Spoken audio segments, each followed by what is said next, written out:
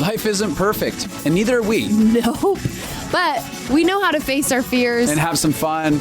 and talk about all the messiest things of life. Like the messiest things. Get connected to yourself, get connected to others, and get connected to the life right in front of you. This is The Connected Life with Justin and Abby. That's me. That's you. And you. Trying to wrangle you monkeys is like the most difficult thing on the face of the planet. That's basically. I just want to say you guys are an hour late, and I'm the one who's getting in trouble for like taking 2 seconds to get a cup of coffee and pee. The thing is that Justin, when Abby and I are together, Justin always looks to me to be like you better keep her on track. But he doesn't realize that I'm not any better than she is. But We're I feel both like- dyslexic. We both have issues. I feel like if both I put don't the manage pressure to- on you, then you're like, I don't want to disappoint him. It's She true. doesn't He care knows if she I have disappoints me. codependent people pleasing towards you, and you take advantage of it. And she doesn't care about me at this point at I all care whatsoever. about you. She's like, he's I'm just fine with frustrated being again. This is late. marriage. But she's kind of like, all right, Pietze does like have some logic here. And Jonny, you got thrown under the bus at the very end there. But actually, we were just playing with you. I gotta say, guys, I don't know that I'm fully prepared for this podcast this morning because I spent the morning watching Meet the Robinsons on Disney Plus, Aw. and I was cute, like honey. weeping at the end. So You I'm like already were? I'm already emotionally wrecked. So I don't know. Oh, We'll we're not going to see. get anything else out of you, huh? You already used all those tears? You're not. I mean, the little boy finds his family. Oh. It's just, and everything works out. It's so good. Sorry for the spoiler if you haven't seen that movie from 2004 or whenever it was made. That's really sweet. I honey. love that. It really got you, huh? It did. I was like so emotional. And then I'm like, I should have saved this for the podcast, but I don't know how I could have done that. Like, I can't watch the movie while I'm doing the I podcast. should say Yeah, that's funny. I mean- well, Jonny. No, go for it. I was just going to make another joke. It never stops. We don't care about Meet the Robinsons. No, we do. No, I care about them. Jonny, I'm deflating your bubble right now. We're moving this train forward. That's what we're doing. Okay, tell us about Meet the Robinsons, Jonny. Don't tell us.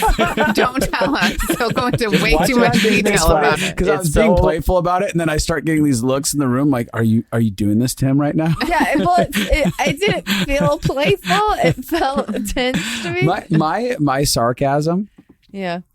it's a little too serious sometimes, the Yeah. looks on my Yeah, face I or the get delivery, and I'm like, maybe that was a little too Yeah. dry. Yeah. A little too dry.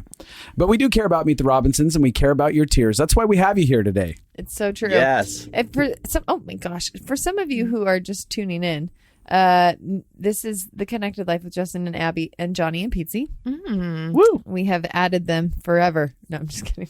Wouldn't that be fun? That would be We fun. just changed a little it up. powwow. I would love it. Okay, but anyway, that's not what we've done. But we are in the Gosh. middle of If you're just tuning in and you keep hearing background noise, it's because Abby hits her freaking mic every single time she talks. She's a hand talker. You are a hand talker. It's kind of the worst. I can't talk Oh without my gosh. hands. On a side note, for those of you who do end up doing the course, Uh-huh. literally the amount of hands hitting the microphones that I had to edit out, From literally Abby. weeks I Weeks. spent on editing Abby's mic because she kept hitting it. That is real. That is a so real sorry. thing. Oh my gosh. Okay, that is very true. So me and Pietze created a course a couple years ago, recorded it, and then I got really sick. And so we put everything on pause. And actually, I was really sick when we recorded it. Let's be Yeah. real. And then we also went into lockdown and COVID, and yeah. yeah. So the course is called The Pathway to Freedom. Discover how your emotions are trying to heal you. Yeah. And it is the journey of learning self-awareness and what's going on inside of your body and your mind and your emotions and how to work with yourself and how to get healing and really like your life.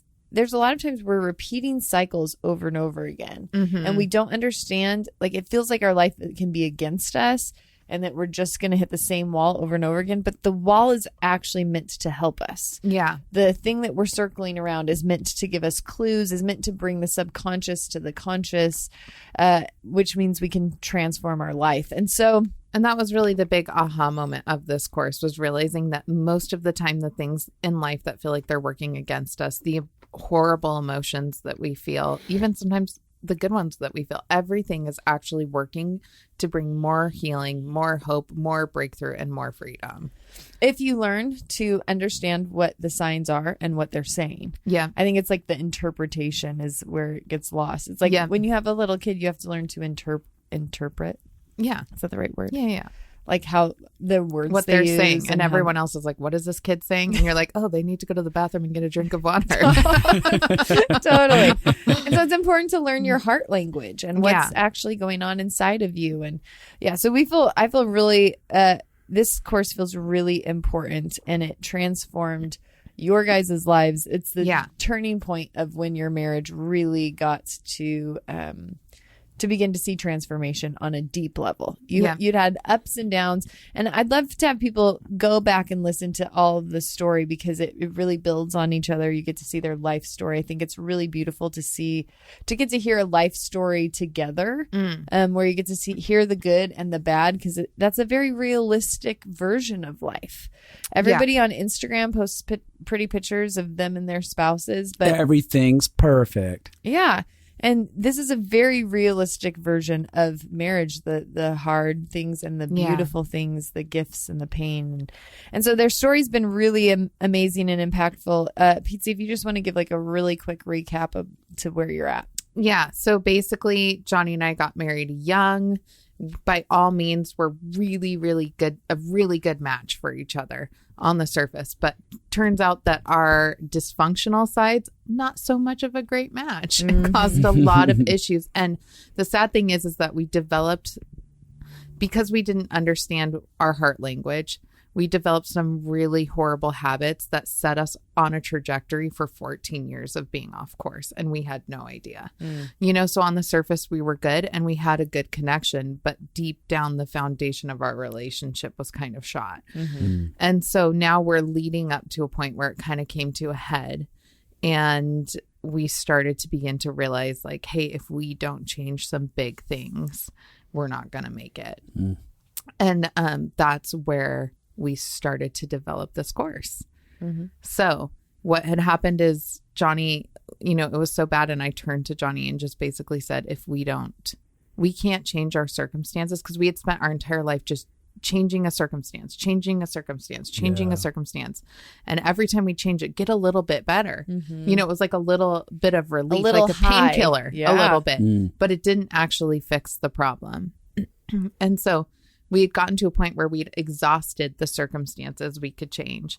And the revelation came of like, hey, we can't change anything else. The only thing we can change is us. And I will say, when that revelation came, we were so at the end of our ropes in life that it felt impossible to change. Yeah. It literally was like, that's what it is. We don't have any extra capacity. Yeah. Like I can't even think about changing myself, because you're in so much survival mode that somebody saying like, hey, you need to change more, or we have to change more, feels like a death sentence. Cause you're like, I'm barely making it as it is, but I will say, so from there, I will say this, you get to a point where you're so desperate that it's like, I don't care. I have to figure out something. The pain of change is less than the pain of staying the same. And even if it costs you. That is the thing after doing consulting for a decade or more. That's weird. We've done this a long time. The people who change are the people who have decided that the pain of staying the same is worse than the pain of changing. Absolutely. Yep. And so from there, I called Abby. I started just doing a deep dive into understanding emotions and understanding what was coming up and why it was coming up. I called you. We brainstormed together. I took notes. I was like, tell me everything you know about this. Tell me everything you know about that. And I started taking notes. And then I did a deep dive into research, understanding the science, understanding chemically what was going on. And I always, for me, when I can understand something, it makes it feel less foreboding or less ambiguous. It's almost like it gives me education enough that I can bring logic into a situation and understand, oh, here's what's actually happening. Because I think sometimes, especially when you're in a fight with your spouse, it's so emotional that it almost, and when you're in a triggered state, you don't have reason and logic, that you can't understand what's happening. Most of the time, you can't even remember what you were fighting about the next day. Right. Totally. You know, because of the chemicals inside of your body pumping. And so being able to do this gave me the ability to come up, you know, we came up with this formula. Jonny and I started to maybe test not a it out. formula, but like steps. Yeah. Yeah. Steps, if you will. And we started to implement the steps to help Jonny connect in. Mm-hmm. And I was very resistant. It's worth noting to the whole thing. Yeah, Why did you feel I was resistant, Jonny? I was not into it. Well, well, there's a lot of reasons. I've lived my whole life completely disconnected from myself. And I think in that season I was working nonstop.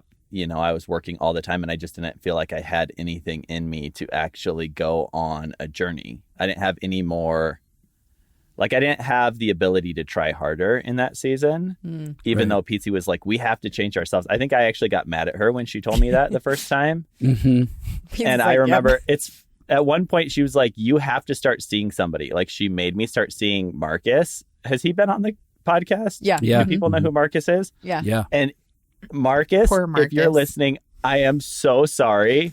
I was literally the worst client. He would ask me a question. I'd be like, yep, nope, yep, nope. I think I met with him like 3 times, and then I stopped meeting with him. And he was probably glad that I stopped meeting with him. Yeah, I was like, you are the worst client in the world. I know these types. Sorry, Marcus. I apologize. That's okay. But But yeah, it did, so I was completely resistant to the whole thing because I just didn't feel like I had anything in me to try harder. And I also didn't feel like it's just all so counterintuitive to the way that my mind thinks. And if you have a history of not understanding not having certain tools or anything, it can feel so ambiguous that it's like you're asking me to do literally the impossible. I don't have a roadmap for that. It already doesn't feel normal to me to even connect to my emotions. So this is just an overwhelming thing that you're trying to throw me into when I'm already completely overwhelmed with life. and at the end of my rope. Yeah, totally. And I think there's an there's an element of it where I did like the typical closed off husband thing where I was like, yeah, you go on your journey and just tell me how it is while you're doing it. You know what I mean? That's kind of what happened. Yeah. But I also think that there's an element where I had so hardened. I mean, like and we mentioned this at one point, but I used to be a very kind, soft, loving person. And I had just become so hardened. Like, I didn't laugh. I never laughed. I never cried. I never, you know what I mean? I was just dead inside. And I think that there was an element where I had started to believe this lie that the only way for me to survive in life, and not just for me to survive, but for me to show up in my family, was to be the way that I was. You know what I mean? That I needed to be the way that I was in order for our family to survive. And I think that because you probably felt like you were counterbalancing Pietze, who has lots of emotions. Right. And you're being the stability and the backbone for your family. Yes. And I also think that I know that I had developed this mentality that my only role and my only purpose in life was practical. You know what I mean? I had lost my humanity. So I had gotten to a point where I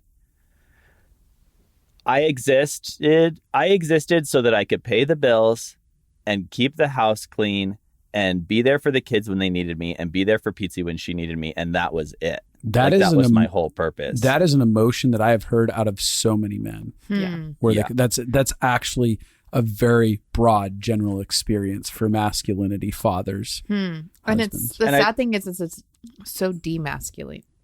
Totally. Oh, I felt so demasculated. Emasculating? And I think that's... Yes, I could not come up with There's the a word. What is it?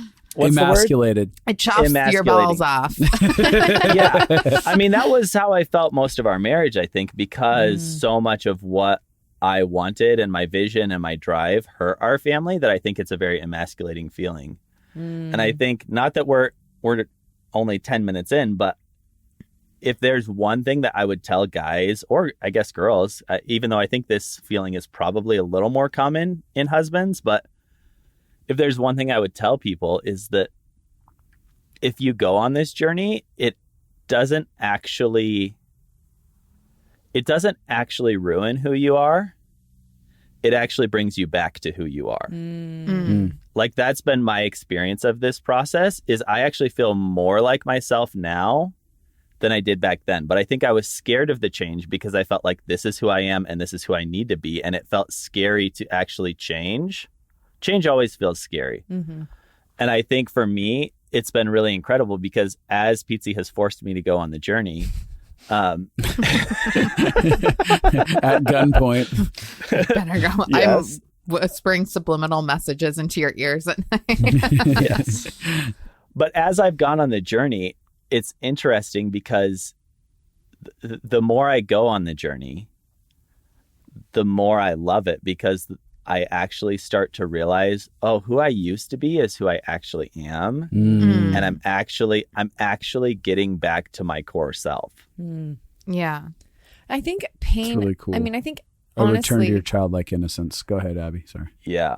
I think everyone can kind of go through. I love things that do that because I think every 10 years I have to do that, like return. Because I think if you go through something, and maybe it's just if you go through something really dramatic, but you can get hardened just to survive. And if you don't have something that, what people don't understand is if you go into survival mode, but you don't come out, you keep repeating the survival cycle over and over again. And then your circumstances start repeating the survival cycle over and over again. Yeah. And the only way to break the survival loop is to be able to get out of survival. And most of us are waiting for our circumstances to give us enough of a break for us to be able to get out of the survival swing. Oh, totally. Well, go ahead. Were you going to say something, honey? Oh, I was just agreeing with Abby. Yeah. I mean, I think what's interesting around this time is that you see us begin to recognize, I think through like walking through the steps, you see us begin to make the shift where we recognize that we're in chaos. Yeah. Yeah. And even like, I remember we went on our first camping trip as a family because I'd never camped before in my life. I said, I'm like, my family camps at Hilton's. We don't go camping.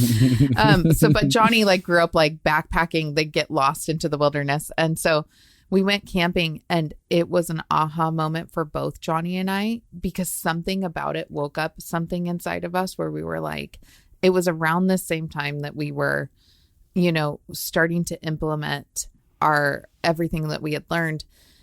And you see us go, oh, I think the way we're living is unnatural to our souls somehow. And I don't know how to fix it, but how do we get back to rest?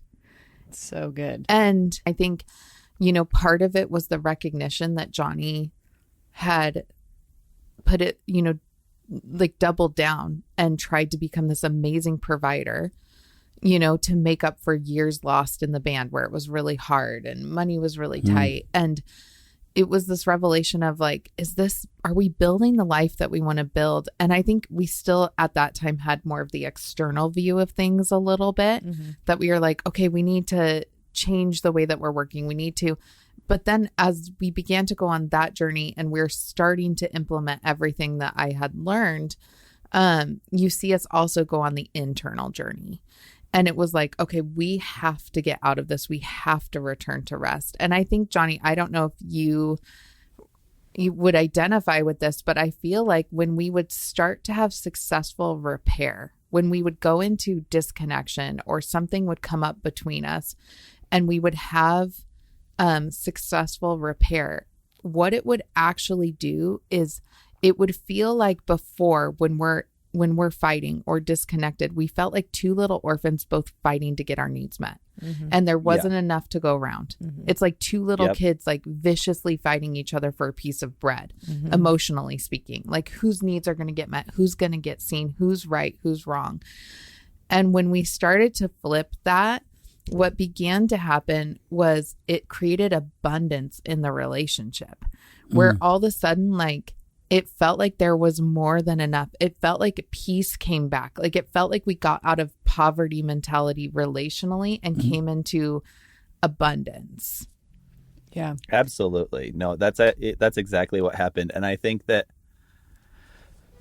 I had so taken on the role of like laying my life down for the family, which is not a bad thing, but I had really taken on that as my identity. Like my existence is to lay my life down for my family. And I think that what I didn't realize is that who I need to be a good dad and to be a good husband and even to be a good friend to people. Because obviously throughout, we didn't even touch on this, but throughout this, like other than the guys in the band, like I really have not had close relationships my whole life. Yeah. You know, and when I left the band, I didn't take those relationships with me. Like I don't ever talk with people. I don't ever, hang out with people. And I think one thing that really is very interesting in the journey is that being kind to yourself and being compassionate to yourself and actually loving yourself and giving yourself what you need allows you to show up better for other people. So living completely sacrificially and just completely dead inside actually does the opposite of what you're trying to do. Which I actually think is relatable for women and men. I think both women and men in relationships will start to martyr themselves. Yeah, absolutely. Oh, absolutely. And so much of it has to do with personality types. And even like for us, it has to do with the patterns that we set up at the beginning of our relationship. Yeah. Like we set up a working dynamic between the two of us early on and we never got out of it. Yeah. And so things definitely got better at this point. Like there was some big improvements. Like, okay, wow. And after this course, you learned how to de-escalate better. Yeah, we learned a lot and things were really starting to make shifts. And in fact, it helped us so much that we led a marriage group, that we taught it to our marriage group. We taught it to our church. We taught it to our family. And we all got common language. And I started teaching it to my clients. And it's like, oh, I'm seeing how this is dramatically making a huge difference in everyone's lives. Right. But I was going to say, isn't it interesting how common language, as a side note, is a game changer for everyone? Because then we actually know what we're talking about, because there's so many massive miscommunications that lead to even further breakdowns. Yeah. But once we can go, all right, this is the concept. When I say this is what I'm trying to say. Everyone goes, oh, okay. I'm not fighting through trying to figure out what you're saying. It's already clear the minute you bring that common definition to the table. Yeah. It's half. And now I can really hear your heart. It's half of why I think counseling is productive, honestly, or reading a book. I tell couples all the time, read a book together, do a course together.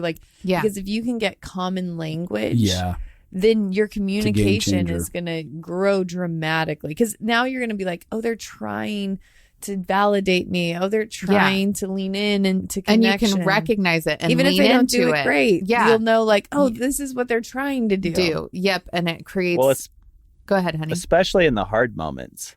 Because for me, it's really difficult to find language when we're in a fight or when we're in an escalated moment. Yeah, that happens for most. And so if you have common language, you can pull that out a lot easier than if you're trying to if you're somebody like me who has a hard time communicating and you're in an escalated moment where my response is a freeze response. Yeah. So I just freeze in those moments.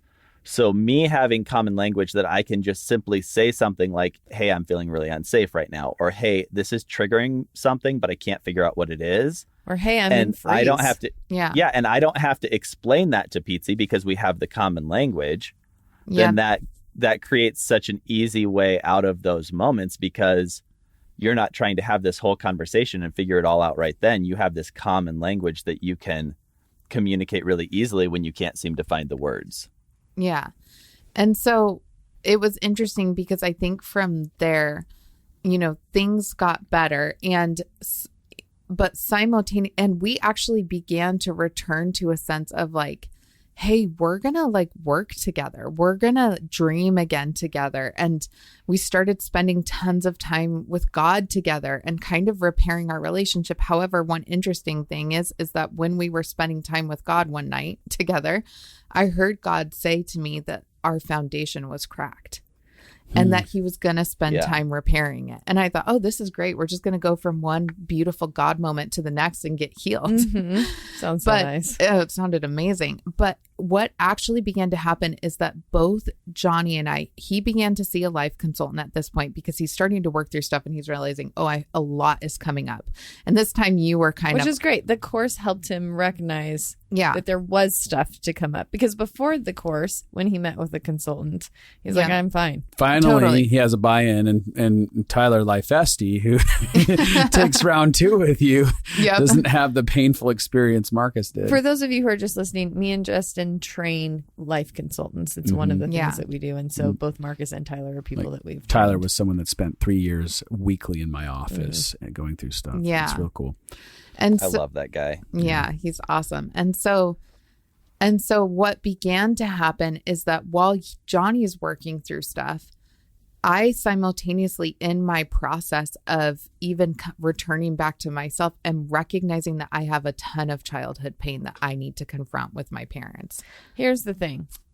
Everybody wants to blame their spouse, their job, their house, their money situation. And very few people will look back to see what's really going on. Absolutely. And so the interesting thing is that both of us simultaneously, our dissociation bubbles pop in a bigger way.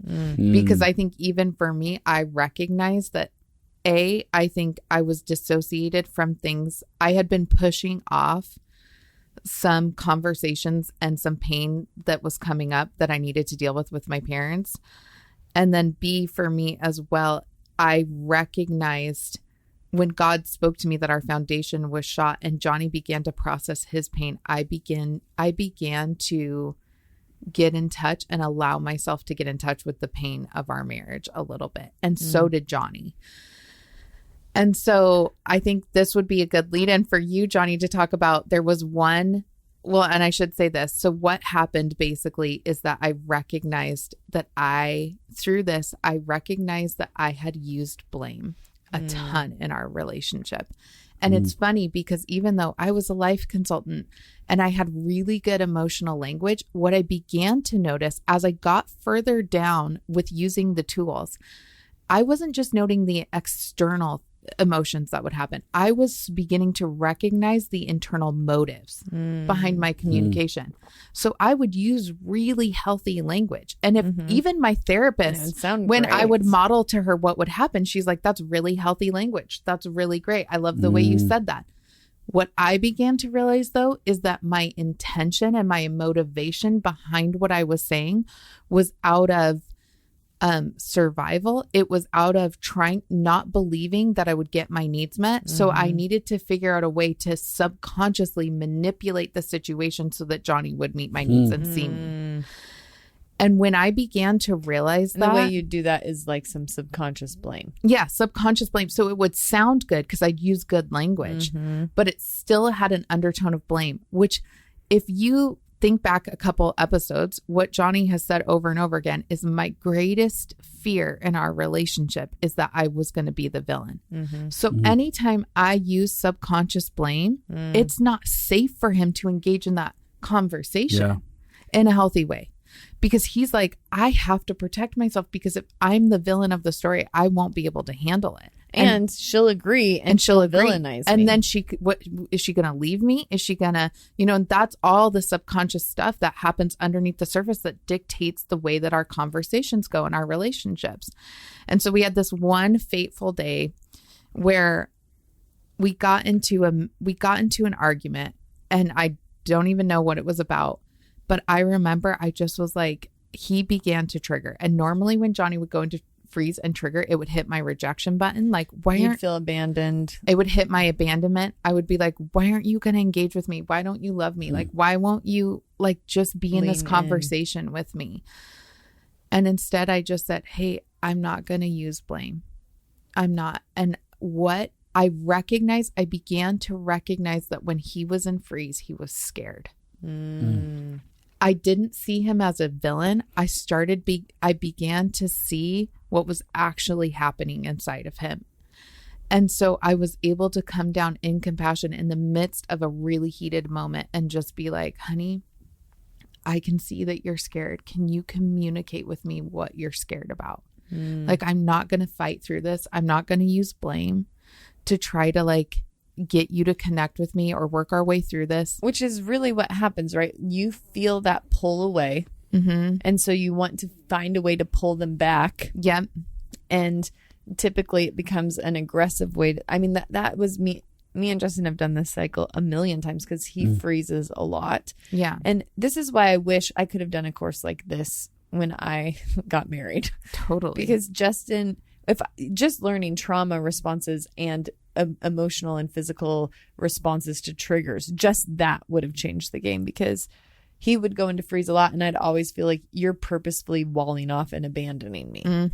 You're just disengaging, you're disconnecting. Now you're inaccessible. And if you have fear of abandonment and you feel somebody freeze, it literally feels like you're alone. Being abandoned. Yeah, it feels like you're being abandoned and you are stuck in an abandonment, trigger.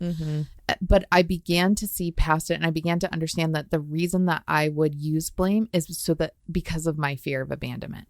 I would try to make sure that I wasn't going to be abandoned. I wasn't going to be abandoned. And so I think it was maybe, Jonny, like 4 hours that like literally you sat and freeze and couldn't get out. And I wasn't going to escalate. Yeah. And I just kept walking away and being like, I'm going to give you time. And then I'd come back and be like, can you communicate with me what the fear is, what the fear is? Do you remember, like, even Jonny, what was going on inside of you during that conversation? Like when you were stuck in freeze? I mean, I was just stuck. Like, I don't know that there was anything going, like.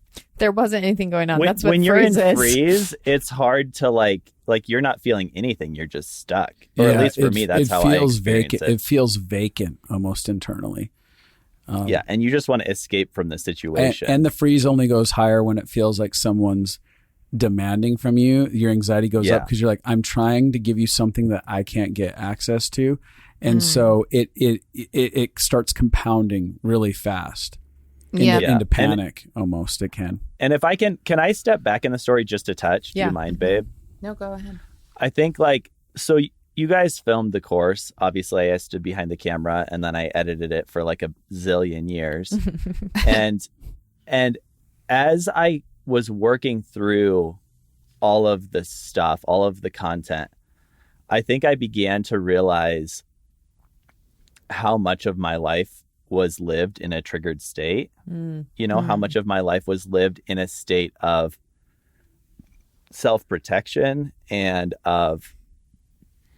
I was just disconnected from myself. And I was starting to see like, oh, my life is like an iceberg. Like this little thing on the top, there's so much under the surface and I got to figure out what it is. So that was kind of what the journey was for me and it's been, 2 years of this journey. It's kind of been level upon level, where I get a little better, 2 steps forward, 1 step back kind of thing.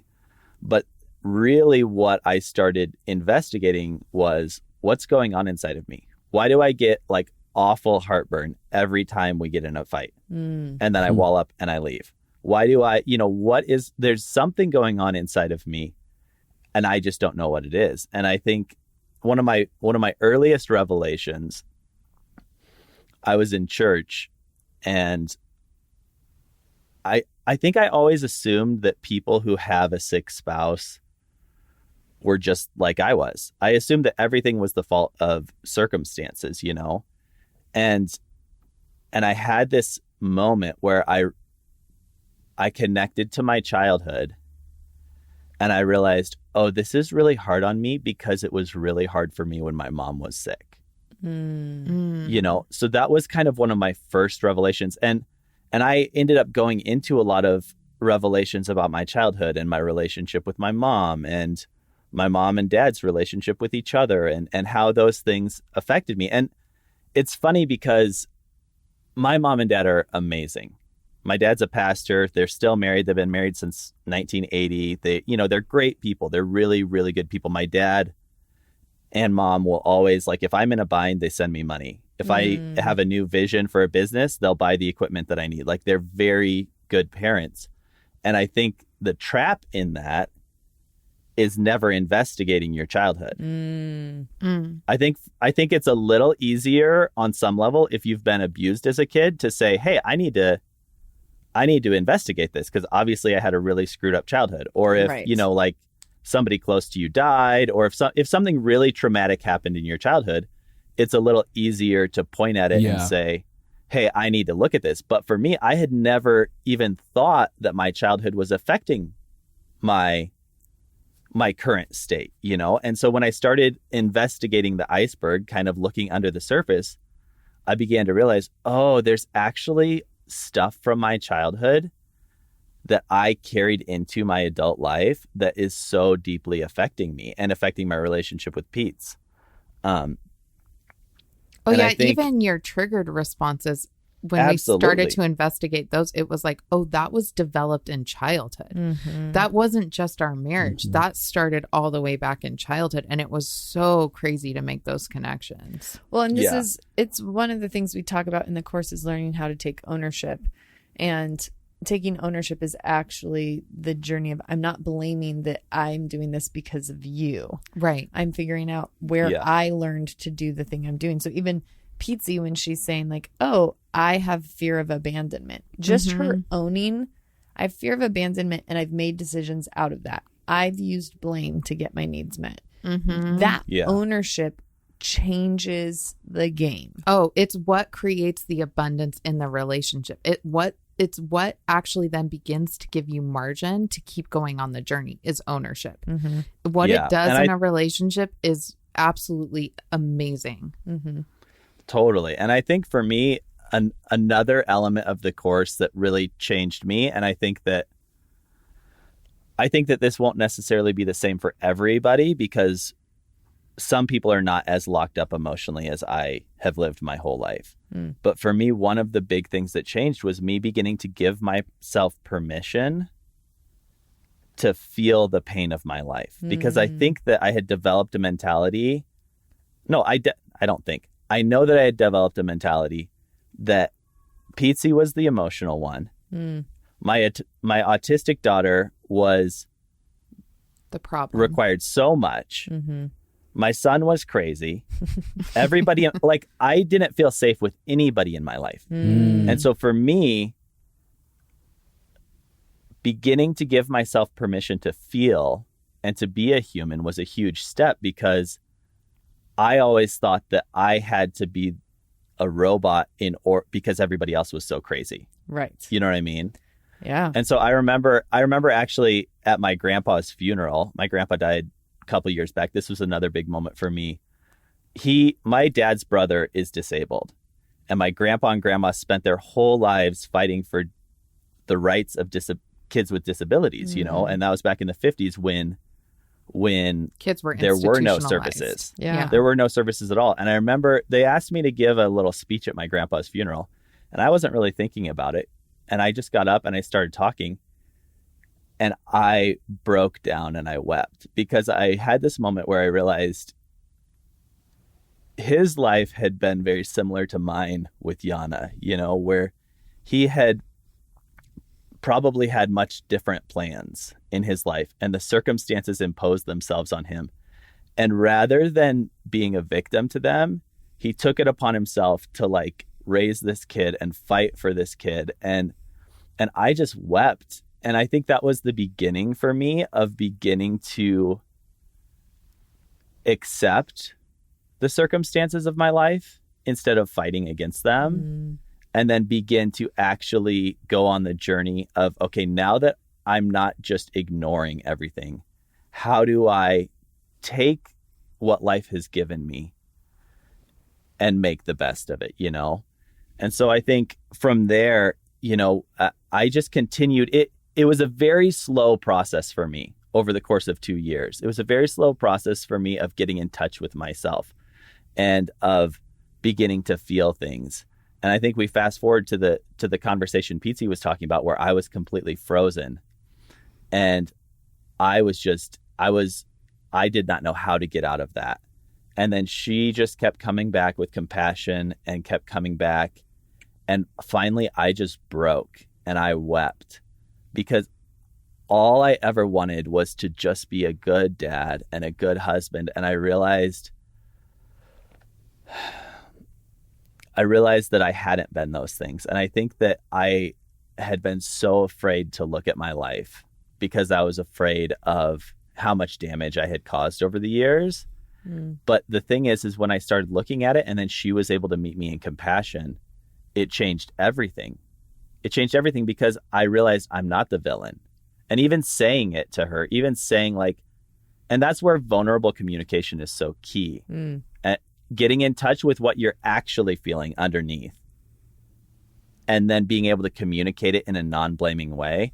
And that's where the course really changed everything for me, because for the very first time, I was able to recognize what I'm actually feeling underneath the surface and then communicate it. And I just wept and I said, I just wanted to be a good husband. Like, I just wanted to love you. And all of the regret and all of that just came out like a freaking fountain. Yeah. And I don't know, it was so healing. It was so healing for me to be able to communicate my deepest fears and my deepest, most dark emotions and have her meet me in compassion. Yeah.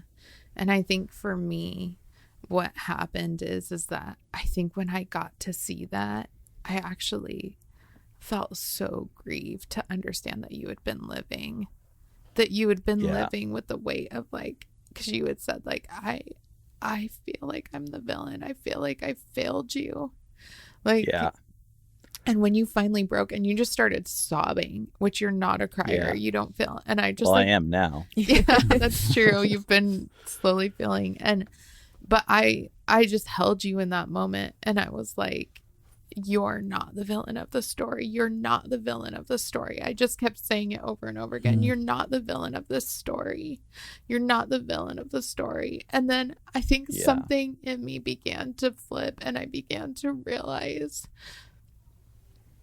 that the way that I had in my survival response treated you would have spoken to you that you were the villain, would have spoken to you that like, that no, like you are the villain and you have to pay. And I think like understanding how in my emotions I had treated you, how I had bullied you, how I had even been critical of you, all contributed to you shutting down as a person.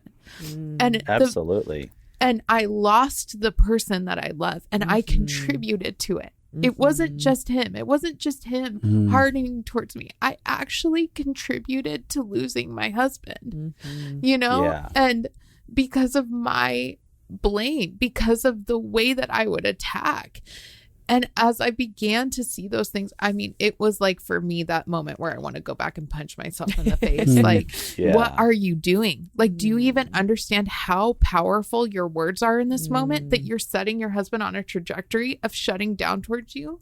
For like, it just became, it was funny because you like getting vulnerable and sharing with me your fear allowed me to go into a deeper sense of ownership in our relationship. It made it safe for me to take a deeper sense of ownership. And I think then too, like, and that night we literally like laid on the bed and just held each other and we both just started sobbing, like just both sobbing about all the pain it was like for the first time we could see the pain. Yeah. You know, and it was so painful to look at. It was so hard to look at, but like something between us just broke, you know, and it was like what was actually underneath there was two people who really love each other and out of our pain have made some really bad decisions that have caused each other a lot of pain, but we were still underneath there was still this love, was still this genuine connection and love for each other. And I think it was maybe even a couple nights later, like you just after that began to break more and more and pain was coming up. That just led to so many other really hard but really healing moments. I remember after that there was a moment where we were sitting downstairs in the kitchen and we started talking about Yana, and I started talking about how I had been processing like, hey, like, you know, like what happens if we have to take care of her for the rest of our lives, you know, which Yeah. those are hard conversations to have when you have a kid with disability, when you start to realize like, oh, this is like real, you know. And I had my dad worked with people with disabilities his whole life. And so I grew up knowing the parents of kids with disabilities, and they were all a wreck. You know, they were just all. Yeah, I think it's like a 90% divorce rate when you have a child with special needs. And I mentioned this in earlier episodes, but I had never grieved the fact that I had a daughter with autism. And I remember just weeping and holding Pietze, and she wept. And I just, and it was one of those beautiful, sacred moments where we just looked at each other in the eyes and were like, this is so hard. I'm so glad that I have you. That I'm not alone in this pain. That like, I'm not alone in this, and that we both are fighting for our daughter, and that we're both in it together, you know? And then, you know, I remember a couple nights later. Wait, hold on for 1 second. I'm going to interrupt you, but which was so huge for Pietze because you had felt so alone in grieving.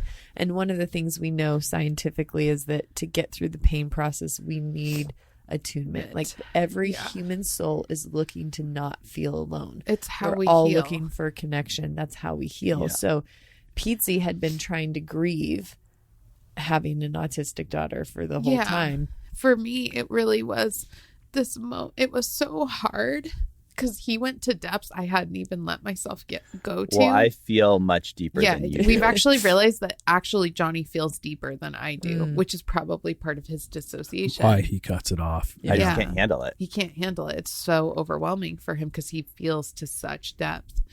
But when he went there, being able to not be alone in the pain, like for the first time, and somebody who actually gets it. Yeah. You know, like I can call you Abby and you are so compassionate and so loving, but I'm not living there you're not day to living day. and it's different when it's like, this is my child. Yeah. And that depth of pain, like not being alone there was one of the most healing things for me. Like us just sitting and being able to cry about it together and talk about it, like it healed. It was so painful, but it healed something in me where I'm like, I'm not alone. I'm not alone in my pain, and I felt so alone in this pain, you know? So it was powerful. Which is honestly what most marriages are. It's two people who are feeling alone, who Absolutely. don't know how to get off the islands back to connection. Back to each other. Yeah, because there's so much pain between them. I want to add this too. You know, I think about Jonny trying to hold it all together, especially through all the chaos and stuff like that. And I'll watch a lot of men who will come through my office and, you know, their wives are just like, my husband shut down and he doesn't care. And I'm like, that is the farthest effing thing from the truth. Yeah. This guy over here deeply cares. What he's scared of is that if I feel the pain with you of the reality of this, then we completely fall apart. And we won't be able to get out of what we're in. So I'm just trying to anchor the entire boat. And again, but what ends up happening is that a spouse or a partner on the other side of that goes, oh, I feel alone. And one of the things that's so helpful, what you're highlighting here, is that it doesn't actually sink the ship more to say, I have pain. It's one thing to spiral into depression and hopelessness and be like, oh, there's nothing we can do, that type of spiraling out. But to sit down and say, yeah, I have grief with this. I'm sad about this. I'm feeling out of control in these areas. To make ourselves known, the actual pain that's inside of it. Our partner then goes, oh, you're feeling this too? Oh, we're together in this. Yes. And that if we're actually together in this, I can take another step. I can keep moving forward because I'm not alone suddenly in this. And what it does is, again, it doesn't sink the ship. It actually starts plugging the holes inside of it and helps it to start getting momentum because it's like, because all of a sudden there's that camaraderie. Yeah, and there's actually, it's funny even that now that you're saying that, Justin, I'm remembering a scientific study. There's actually so much science behind that, that when we actually have someone with us and we feel completely attuned to, attachment. We can actually face hard things. Our resiliency grows. Our resiliency grows. And we actually, things that we couldn't do, we actually are able to do, even on a physical level. I mean, it's just crazy, the science behind that. Anyway, well, Jonny, and even for me, like, I think that the fear of sinking the ship with my emotions was part of it. I think another part of it was because I was so locked up, I genuinely had no roadmap to even know how to feel my pain. Yeah. Yeah. You know what I mean? And I think that's one thing that the course really helped me with, was giving me a starting point of like, how do you look internally? How do you get in touch with what's going on inside of you? Because I just had no idea how to even do that. And I think from there, like, it actually unlocked so many other things that I had been holding inside, so much other pain that I had never grieved. I remember one night we had a big fight and I stormed off to go downstairs. And I remember sitting downstairs on the couch. It's, 11 o'clock at night or whatever. And I start playing the acoustic guitar just because I need to calm down. And all of a sudden, I just flashed back to this memory I had when I was a little kid, where my dad played the guitar, but he didn't play the piano at all. But he knew one song on the piano. It was Moonlight Sonata. And I remember he would play it, and it has such a sad feeling to that song. And I had never processed it before, but I knew in that moment I had this flash, and I could feel my dad's emotion, when he was my age. And he was completely overwhelmed with life. And I just had so much compassion on him, and even on myself, of just feeling the emotion of like the hard things in my childhood that I'd never had the chance to grieve, and it just unlocked it for me, where I could actually begin to look at my childhood and grieve some of the hard things, and then I think a little later on, we had a conversation about the band, yet another thing that I had never grieved in my life. And the band was a big deal to me, but I had never actually grieved. I just moved on because I thought that the band was the villain and that it was what had caused Pietze all the pain and, whatever. So I just moved on and I never thought about it. And I don't know if you remember this conversation, babe, but we just started talking, and for the first time ever, I was able to be honest. And I just said, I'm really sad that it didn't work out. Yeah. And it should have worked. We worked really hard. Yeah. We worked really hard and we were really good, and it just didn't work out. It wasn't, a good fit. And then it's so comforting because in that moment, Pietze was able to meet me and put away all of her pain, good and bad feelings about that season, and say, yeah, I really wanted it to work too. Yeah, and I just was able to come in and be like, it should have worked. You worked so hard, Jonny. Like, you worked so hard, and it should have worked, and I'm so sorry. I'm so sorry that it didn't work for you, and I'm so sorry for how painful it must have been to give it up. And it was so, like, healing for me to not have animosity about it, but just compassion. Even my own compassion healed me in that moment.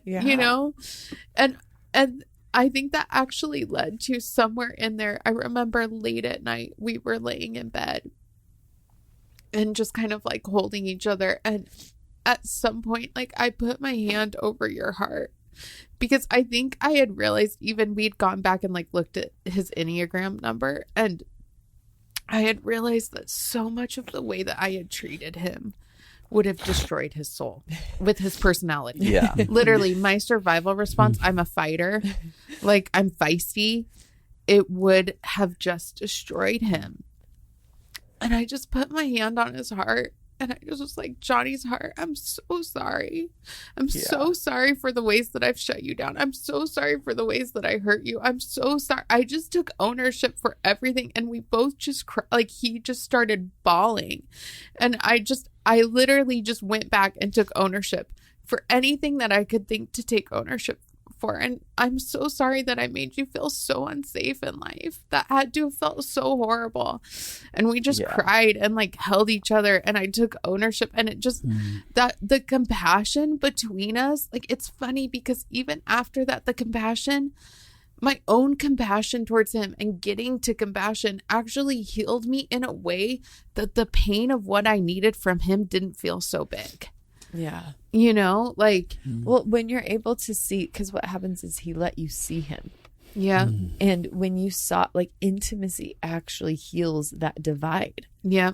And so when he was able to peel back the layers and show you what was on the inside, Yeah. there is that natural thing inside of you, like connection heals so much. Oh my gosh. Yeah. Well, and we ended up having amazing sex every time we have these amazing breakthrough moments. It actually was like, then we had the most amazing connection between us that it felt like we've never had this before. We were almost on a high in our relationship. So well, it was, and that led me to, I mean, there was so much more, and there still is. I mean, I still am grieving things, and I'm still walking through the process of just, I mean, it's literally been 33 years of me not processing anything, you know? And so there's so much to process, but it's interesting because I had this revelation that I haven't felt safe since we moved to Wisconsin in the 3rd month of our marriage. You know what I mean? And I haven't wanted to let you in. right. Because you weren't safe for me. Right. You know? Yeah. But I hadn't earned the ability to be safe for you. I had been so unsafe. It would have never been safe for you to let me in. Yeah. But the interesting thing is that as I began to feel safe, it turned this corner where for the first time ever in our relationship, I was able to have conversation about some of the hardest situations where I had, you know, conversations about some of the things I had said in year 1, year 2 of our marriage that I refused to talk about. Like, I don't know if you remember, but as I began to feel safe, we entered into a really good season where we were having conversations that literally had needed to happen for a decade. Oh, totally. Where I could come in and actually take ownership, because the thing that was blocking me from taking ownership over some of the mess that I had created in our life was the fact that I didn't feel safe, and because I was so scared of being the bad guy. But when I became safe within myself and I was starting to grieve some of these things and being able to show up vulnerably, then the fear started to go away of processing these things, because I was able to enter a headspace where I can love you and I can connect to the pain that I've caused you without it meaning that I'm a failure and without it meaning that I'm an awful person, because I was safe for the first time. Yep. Yeah. And it just became like it seemed like almost every night we were having a healing conversation with no triggers, with no blame, with no heightened emotion, just love and compassion between us. And I honestly had hoped that would be something our relationship could do. That's what I wanted when he left the band. Like, my heart wasn't actually to blame him, but I can understand how it wouldn't have been safe, because I did have anger. I did have resentment. I did have really huge emotions, you know, and what I wanted though was to get to a place where we could just understand each other, because at the end of the day, like, even with the band, it's like, I wanted it to work for him. I was actually fighting for him behind the scenes. I was disappointed that I couldn't push myself more to make it work for him, you know? And so we just ended up getting to this really amazing place where we were having all these conversations that were so deeply healing. But I think even through that, something in me began to recognize that there were places where I still didn't feel seen by Jonny the way that I was seeing him. Because most of our conversations were kind of around his pain. And I knew that needed to happen. I knew that in order for him to be able to see me, I had to make it safe, because I had made it so unsafe for him to see me. Yeah. And I had to lean in first. But I remember one night we had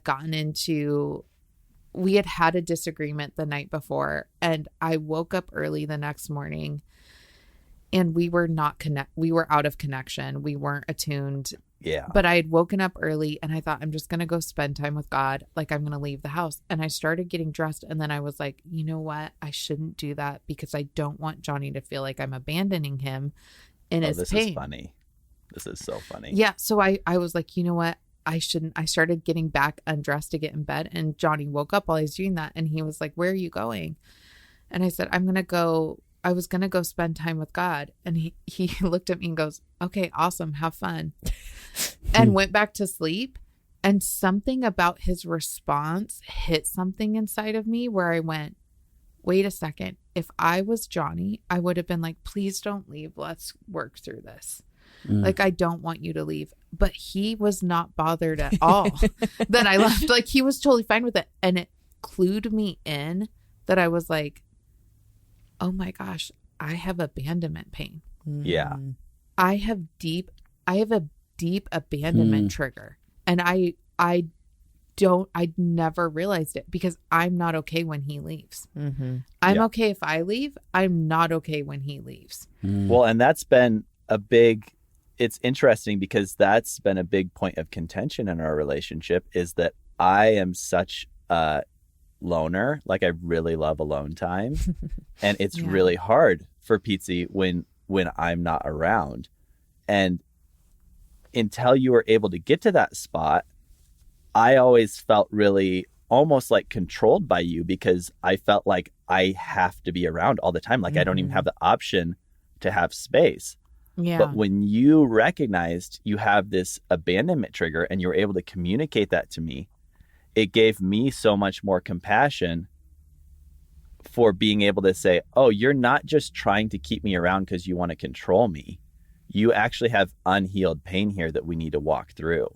Yeah. And I realized that made me understand that, like, on a deep level, we're not safe with each other, because I could use my logic then of what I know to understand that abandonment heals when a person feels safe in connection. When they feel safe in connection, they actually become independent. And what happens a lot of times is that if you have an abandonment trigger, your spouse or the people around you will be like, we need space, we need space. Totally. And they'll push away. But the more they push away, the more frantic you become to, like, hold on to them. Right. But the safer you feel, the more independent you are in the relationship, where the person can leave, you can leave, and it doesn't trigger, I'm about to be abandoned. Now, it didn't make sense to me, because I'm like, I've had a great childhood. Why would I? Now, when you look back, even at the history of our marriage, you're like, of course you would have an abandonment trigger. Your husband left all the time, and he left emotionally. But I actually began to recognize how I had an amazing childhood. But even just the fact that my brother was born 15 months after I was born, my parents were moving and in a really hard pastoral situation, would have, for a baby, equaled abandonment. Right. You know, that it actually probably would have started all the way back then. And so, and you moved a lot. And there's a lot of themes. And I think what people don't understand is abandonment can come in all shapes and sizes. yeah, we Right. think it's just physical abandonment. Even in the sense of when we move a lot, so our primary attachments as a kids, not just with our parents, but then relationships that we start building, keep getting rocked and shattered each time. Yeah. And it's this, when we use a word like abandonment, it's like a deep loneliness.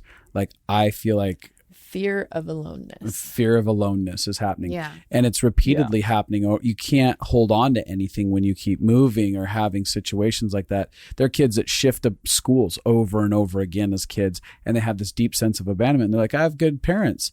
Yeah, but your whole life kept shifting and removing, and you kept feeling Yeah. this sense of I'm alone, I'm alone, I'm alone over and over again. Yeah. And you Well, look, yeah. And I think, like, it's interesting, even in the context of our relationship, because one of the things the course touches on a lot is how these reactions are not actually logical. You know, it talks a lot about how like it's an illogical response. And you see, even in the course of our marriage, and we didn't touch on this story, but it had been 4 years that I had been out of the band, and I was overseas on a work trip, and I was making a ton of money that week. And I had always thought that the biggest problem with the band is that it didn't make money, you know, because I'm just, you know, whatever, stupid, I guess. That's not true. I think everybody always makes up what the meaning of everything is. That's how our brains are wired to work scientifically. But we had something about the way that I couldn't get a hold of you. You were overseas. You couldn't get a hold of me. I was with other guys, and we were like having drinks with the client at night afterwards or something. Yeah. And it turned into like a 3-day, like every phone conversation we had felt like I was back in the band. Like triggering that kind of thing. And I came home from that trip and I was so upset because I was like, look, this doesn't even make sense because we're fighting over logic.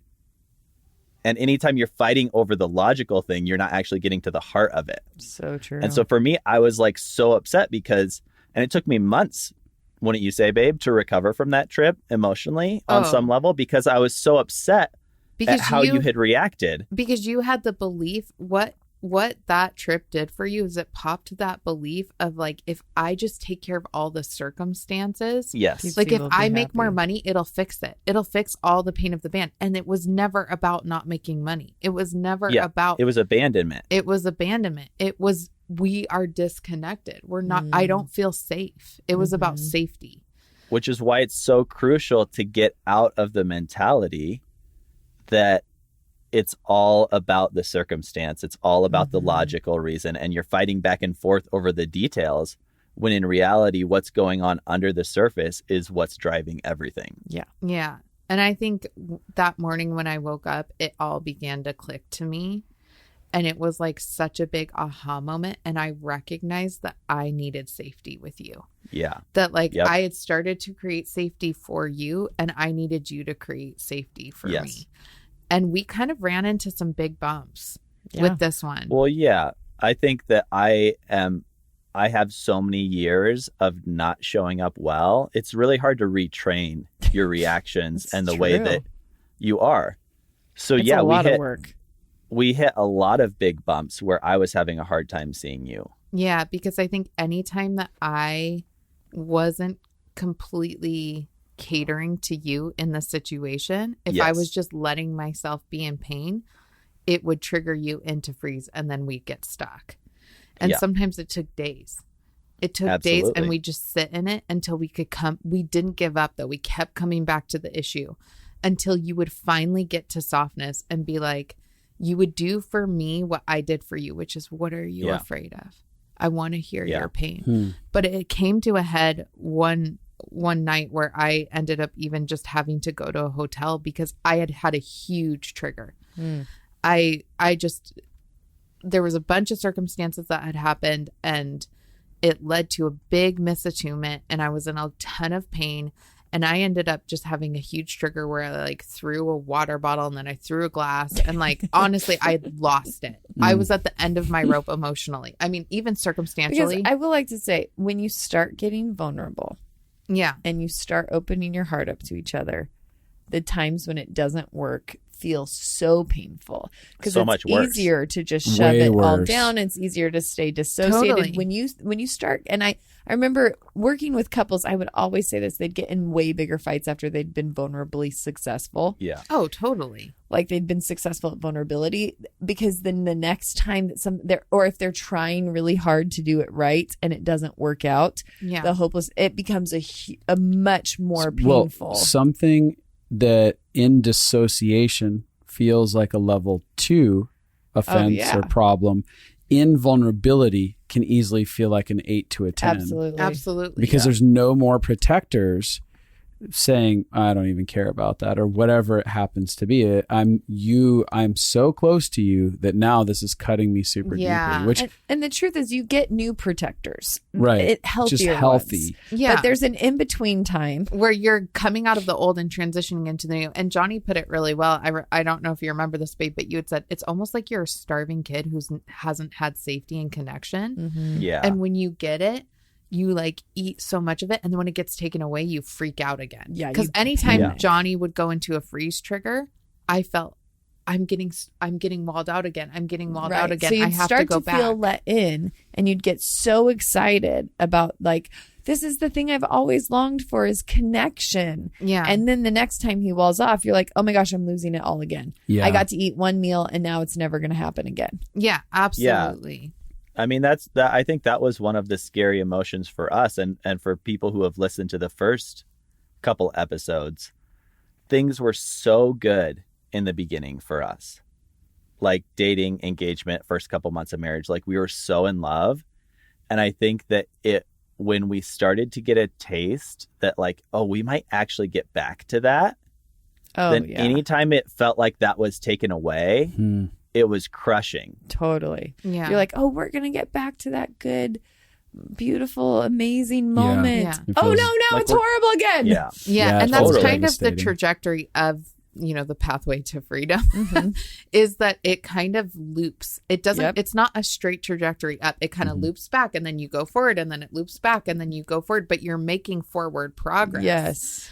But it can be up and down. And it kind of hit a head one night because my belief was anytime our relationship is good as long as I'm good. But if I'm not good, love and connection's withheld from me, because that was my experience. Mm-hmm. And so I had been really busy with work. I'd been having a really hard week. I came home. We had a huge misattunement, and I felt shut off and disconnected and ended up like, of course, in a trigger. Jonny had made a comment that really hurt me, and I lost it. And I lost it. I lost my ability to even be a rational person. And I like threw a glass, and I was so upset. And then I was able to like de-escalate and be like, okay, I'm really sorry. I'm really, really sorry. I think what I'm feeling is this. But then he was still stuck in freeze. I was gone. Mm-hmm. By that point, I was gone. Yeah, because he was afraid of your trigger, and then he was triggered, which is normal. And we kind of worked our way through it that night. But I woke up the next morning, and I was like, I need some space to process what's going on. Mm-hmm. I need some space to figure out what's going on. And I ended up going to a hotel for a couple nights, which felt kind of traumatic for both of us because we'd never done anything like that before, and I think it was a real low point for Jonny. But while I was away, what I actually did is I took time to write out my story. Because one thing that I've recognized is writing something out. Even I'll write out our fights. It helps me to understand where the misattunement happened. It helps me to understand what is going on inside of me and where I'm not feeling seen, and be able to communicate it out of logic, not emotion. And so I ended up writing out my story, and I recognized, I'm like, oh, I don't actually fully feel seen by Jonny. I don't actually fully feel safe, and I need him to understand me. I need him to understand my experience. And so I came home, and like, I ended up coming home, and I ended up having him read my story. And we finally were able to get to this moment where I was like, I just need to know that you can do for me what I did for you. Like, I need you to hold me and tell me what your heart was towards me in all these situations. Because he still couldn't look back at the pain. He would get locked up every time I would bring up my pain from our marriage. He would just get locked up. And so finally we were able to hit breakthrough. And like, I just sat on the couch, and I just started bawling, and he just started taking ownership for thing after thing. Like, I am so sorry for the beginning. You must have felt like this. You must have felt so alone. And I can imagine that you were so scared. And it was really like that moment changed everything for me, because suddenly I was like, Yeah. okay, now we're on even playing field. Now we've hit a point where it's mutual attunement, where we've both created safety for each other. Which is like what you guys can hear throughout the series. Like when you guys have been sharing the series, you can hear that both of you have compassion for the other person's story, that both of you Yeah. have sat and thought about what it'd be like for the other person. Yeah. That both of you have taken time to connect. And this lack of defensiveness and blame as you've been sharing the story is really because of getting to that place. Yeah. And it's funny. I don't know if you remember this, Jonny, but one thing that when we were processing about that time that you had said was, you know, I was so afraid. Because anytime I would bring up my pain, he would just go into freeze. And he was saying, I was so afraid because I was afraid to look at what I feared the most about myself. I was afraid that if we went there, you would actually be like, no, actually you were a jerk. You were a villain and you're not worth staying for. And he's like, but what I actually found was that the more that I leaned into seeing you and validating your heart and having compassion on you, that actually he had the same experience I had, which was like the compassion for you healed me. Mm-hmm. It wasn't just having compassion, like him learning compassion on himself. Him learning compassion for me healed him, where he was like, oh my gosh, you're not this crazy emotional wife. You actually are really strong. You actually stuck by me this whole time. You actually took ownership over and over again without feeling seen, and you still didn't give up on me. You know? Oh yeah, I remember the feeling after that. I felt like a freaking champ, like because felt like I was, man. yeah, because I had never thought that I would be able to have those kind of conversations with you, and so being able to have them and actually have compassion on you made me feel like such a champion, and I think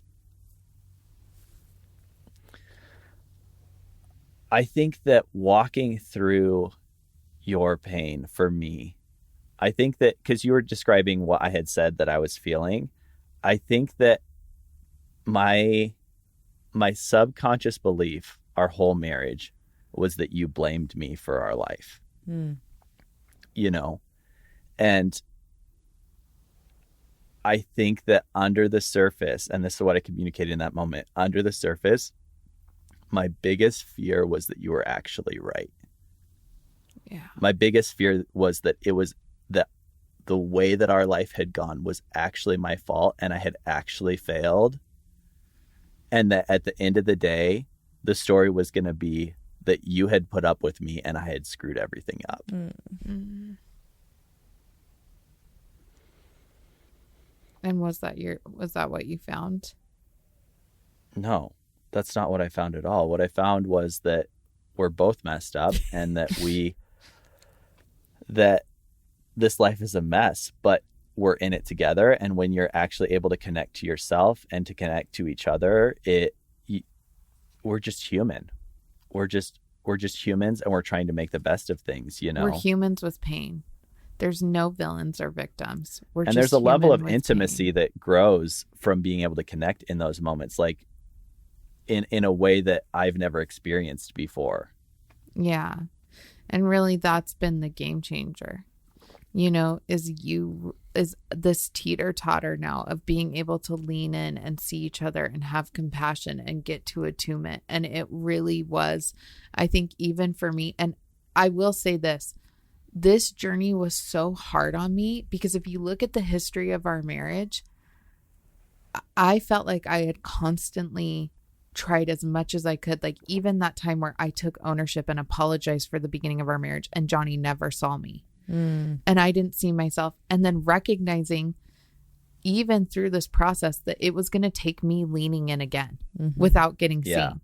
It was going to take me meeting him without getting my needs met and choosing into that, because knowing that in the end, even if he never came back and saw me, my growth as a person, Right. Learning to be healthy for you. for me, meant that at the end of the day, I actually had to learn how to lean in even when I didn't feel seen. And it was scary as hell for me because I'm like, what if I lean in and I don't get seen again? What if we go another 15 years and I don't ever get seen? But I had to be willing to take that chance. I had to be willing to go down the journey saying, as a person, I can't control how Jonny responds. I can't control if he'll go on this journey with me. But I know that for me, in order to become the healthiest person that I can be, I have to take ownership for my part. Absolutely. I have to get to softness.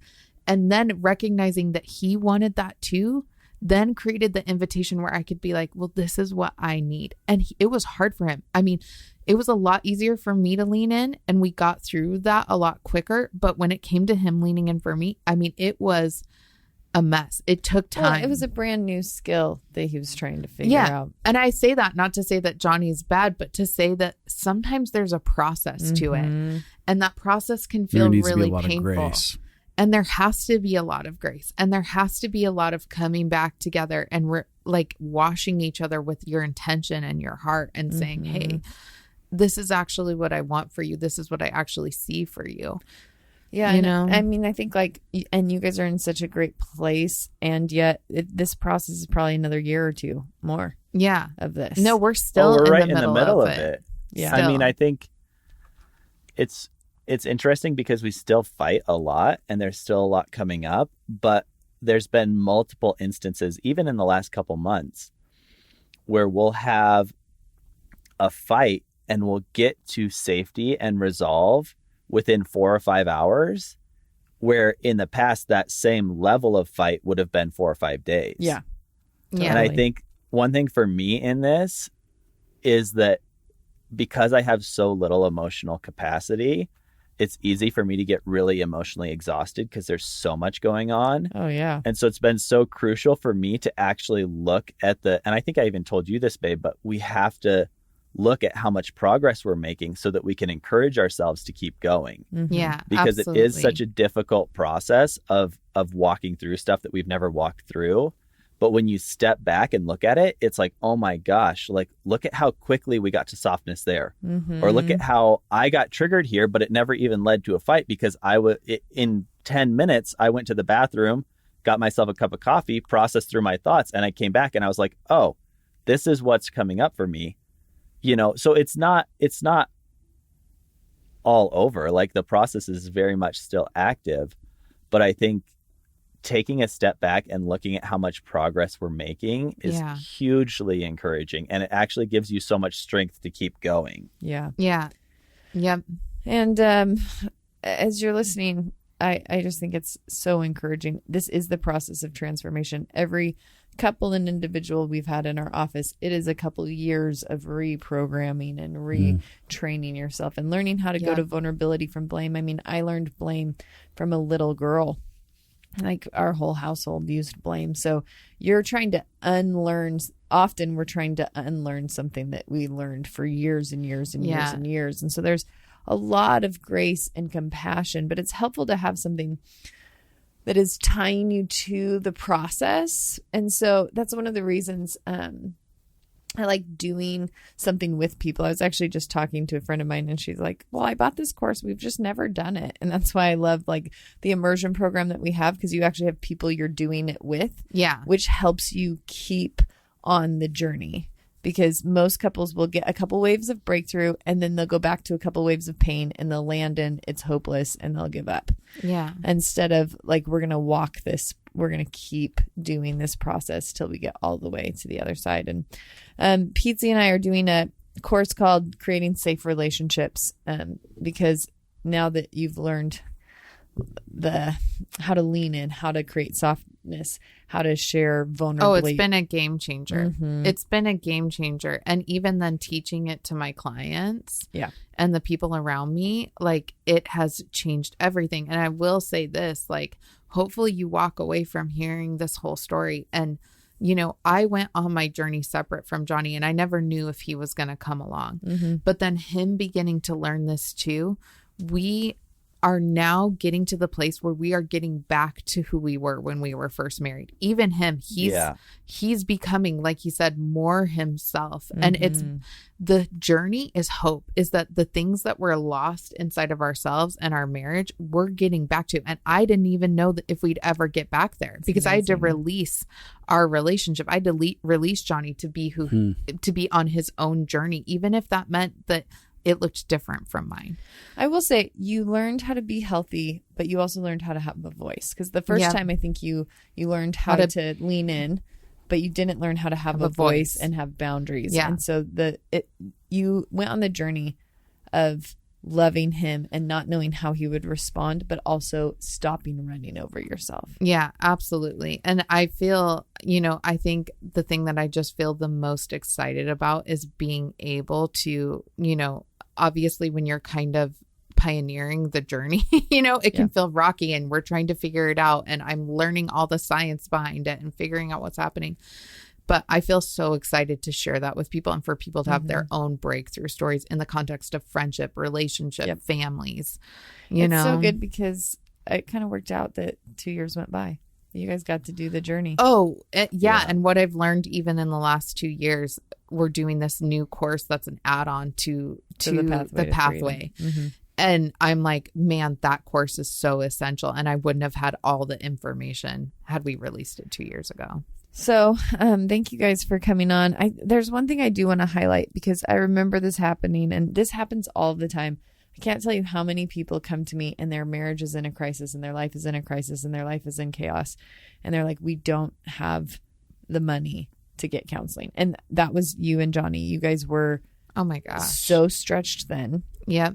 And I was like, Pietze, you have to. Yeah, absolutely. You just have to see a counselor and he has to see a counselor. And if you go into debt to deal with your stuff, like you have a better chance of getting out of debt. Right. Yeah. Well, divorce is way more financially expensive than seeing counselors. That's what I tell people all the time. Yes. Oh, that mentality shift has completely changed the way that we do life. I mean, my closest friend is in the middle of a divorce right now, and my whole mentality about things has completely changed, both from our experience and from watching him go through his experience, because I'm turning, even now, I'll turn down big jobs. Recently, I turned down a big job that we needed the money for, but I knew that in the moment of time that it was at and where our relationship was at, the strain that it was going to add was not going to be worth the little bit of money that it was making, which it was actually quite a bit of money. But it's a change of priorities where it's like, no, it's going to cost so much more, both emotionally and even financially, if I don't prioritize my marriage. Yeah. Yeah, guys. I really appreciate this whole series and you guys being super vulnerable inside of it. And obviously, what we've done inside of this series is we're creating an invitation for you guys to participate in the pathway to freedom. We don't create things that we're just out there to just make more money.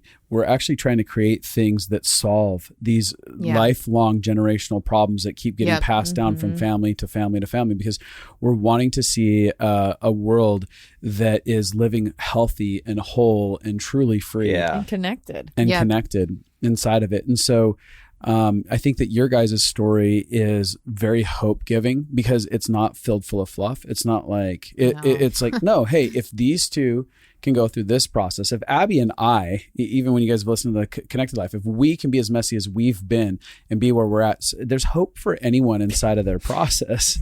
Very true. There's so much messiness. And the other hope inside of this is that all of a sudden you can live a lifestyle villain free. There's no longer these external circumstances. As you go on the journey of potentially participating in the pathway to freedom, you can get rid of the villains inside of your life, all these external circumstances that feel like they're debilitating you, and really get into a posture of feeling hopeful, alive, and powerful. Even if there's a mess, I feel alive inside of it. I feel capable. I feel like good things are going to happen. I can affect my own life. It's one of the things I like about the course is it's like the course isn't, the pathway to freedom isn't going to fix everything in your life, but it's going to help you be powerful with whatever you face. Yeah. Absolutely. Yeah. Yeah. So with that said, everybody, course is live to sign up for. You can go to Justin and Abby, that's abi.com, to participate in the Pathway to Freedom if you want. Abby mentioned the immersion program. That is something, again, I'll quickly sum it up. That is something that has radically transformed even our Living Fully Alive course, is developing the immersion program as the collective community of people are coming together, getting to hear each other's stories and actively participate weekly in experiences. And we're hearing story after story of deep bonds, relationships, friendships being made across the world, and people, a global community of people having language for their lives, and then also a global community supporting one another. So that's a really big deal, and something that we've been able to implement inside the Pathway to Freedom in this course. So you guys, if you got anything out of this, the best way to make sure you actually do it and you don't just buy a course. It's true, because and the way we've set up our courses oftentimes is it's not evergreen. It's created in a way that you have a time period to participate in it in, because you want to actually get the best out of your money. You want to have an encounter. We don't want just people just buying something and wasting it. We want to see the world changed. Yeah. And even developing like friendships with common language. I've sent so many of my clients to go back and do your guys' courses with the immersion programs, because I'm like, you need a community and you need people who feel that they're going on a similar journey as you. And it's been life-changing for them. What we've said the whole time, which is connection heals. Yep. Yeah. Absolutely. Heals. So thank you, Jonny and Pietze, for your involvement in this. Again, it's been so good. It's been super vulnerable, and we've loved getting to get, I've just been moved participating with you guys. And you guys can check out Pietze at pietze.com. Yeah. Pietze.com. Pietze.com if you want to follow up with her and maybe get consulting. And if you guys got touched by this, I say it all the time, but share it with somebody. Rate, review, subscribe, and share. Get the message out there. We want to see the world impacted. So we're out. Goodbye. Goodbye. Laters. Adios.